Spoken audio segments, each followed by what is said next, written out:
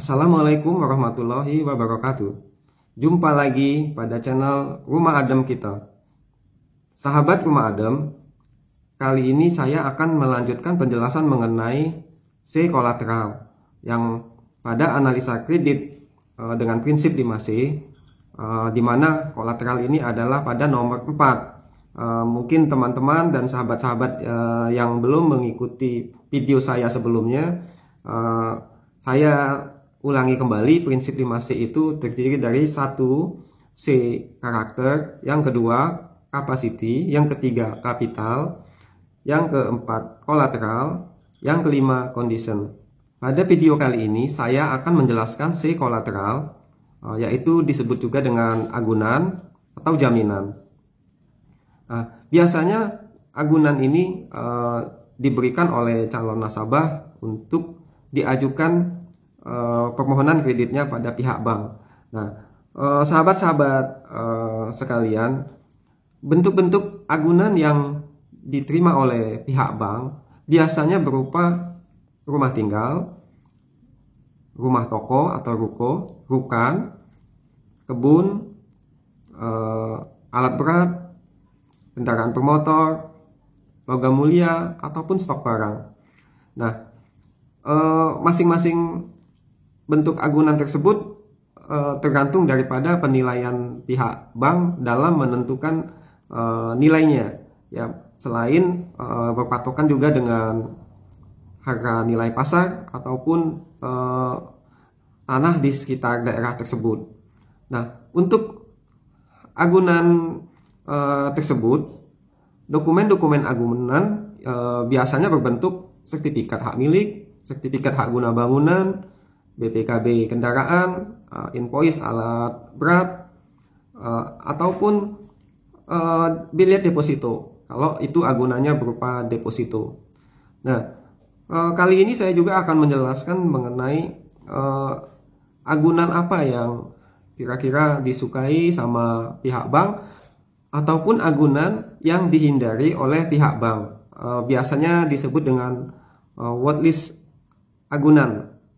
Nah, di sini saya mulai penjelasan mengenai agunan yang biasanya disukai oleh pihak bank. Biasanya mereka menyebutnya dengan agunan yang marketable. Marketable itu ialah layak dan dapat diterima oleh masyarakat. Nah, bagaimana menentukan penilaian jaminan itu sehingga didapat nilainya yang menurut pihak bank yang bisa diterima oleh pasar? Biasanya pihak bank akan menugaskan stafnya ataupun appraisal. Jadi ini penilaian internal dari pihak bank untuk menilai agunan tersebut. Misalnya rumah tersebut berlokasi di perumahan dengan lingkungan mewah, maka pihak bank, petugas appraisalnya mensurvei daerah tersebut dan menanyakan ke masyarakat sekitar mengenai harga pasaran dengan tipe dan luas bangunan yang sama, ataupun juga menanyakan harga tanah per meter di situ berapa. Nah, jika didapat, maka akan bisa menentukan berapa LTV-nya, loan to value, yang bisa diberikan kepada calon nasabah tersebut. Nah, penilaian selain dari internal pihak bank, penilaian eksternal itu biasanya dilakukan oleh penilai independen atau independent appraisal. Nah, ini cukup banyak ya, di setiap kota masing-masing itu sudah ada cabangnya penilaian independent appraisal ini. Ini adalah pihak ketiga yang sudah bekerja sama dengan pihak bank dan memang ini sudah memiliki legalitas daripada perusahaan tersebut. Nah, berdasarkan penilaian appraisal dan independent appraisal inilah maka didapat nilai pasar dari agunan tersebut. Nah, bagaimana menentukan nilai besarnya kredit yang akan diberikan?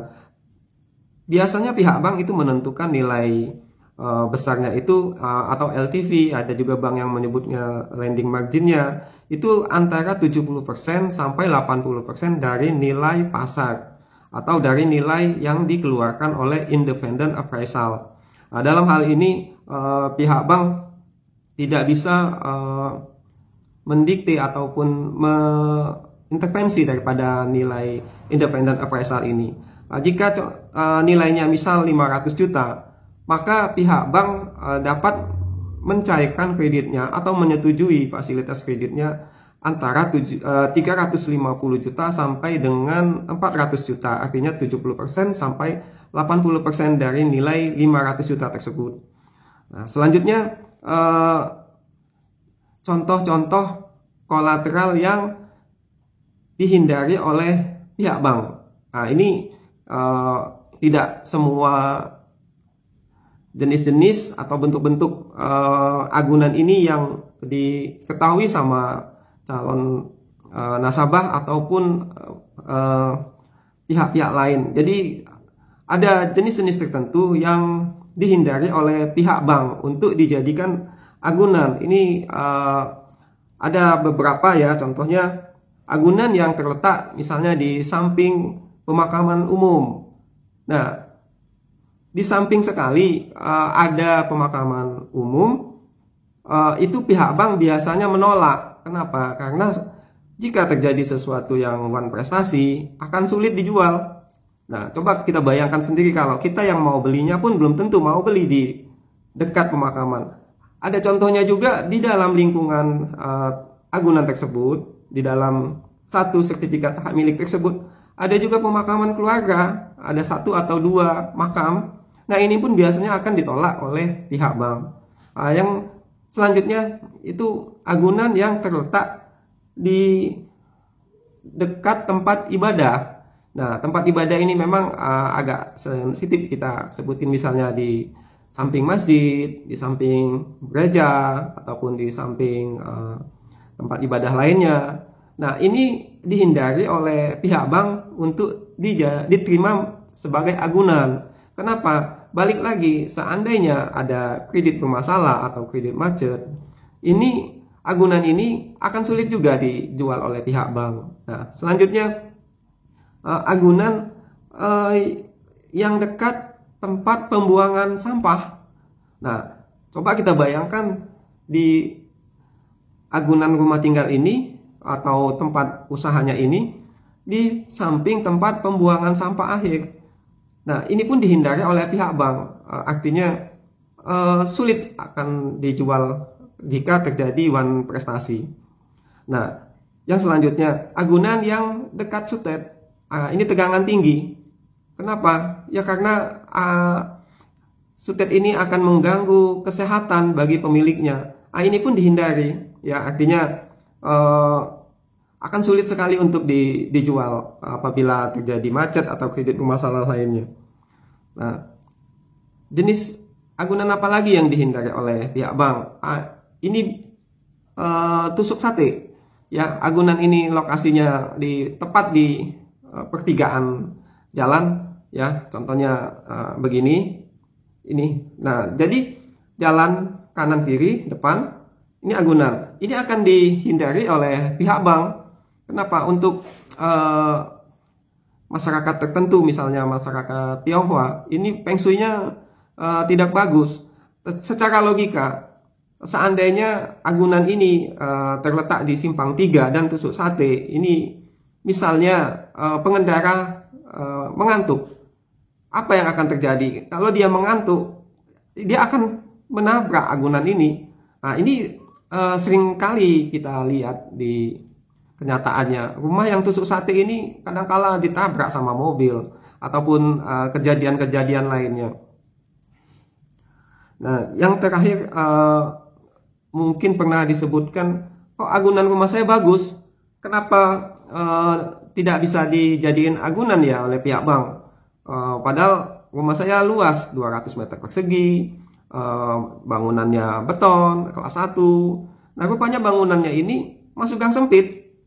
Masuk gang sempit yang hanya bisa dilalui oleh kendaraan roda 2. Nah, yang seperti ini pun akan dihindari oleh pihak bank. Nah, kalau ditanya kenapa ya ini tidak bisa dijadikan agunan, ya alasan pihak bank kadang-kala jika terjadi kebakaran, itu kendaraan mobil pemadam kebakaran sulit untuk masuk. Ya, artinya kalau terjadi kebakaran, pihak bank akan rugi.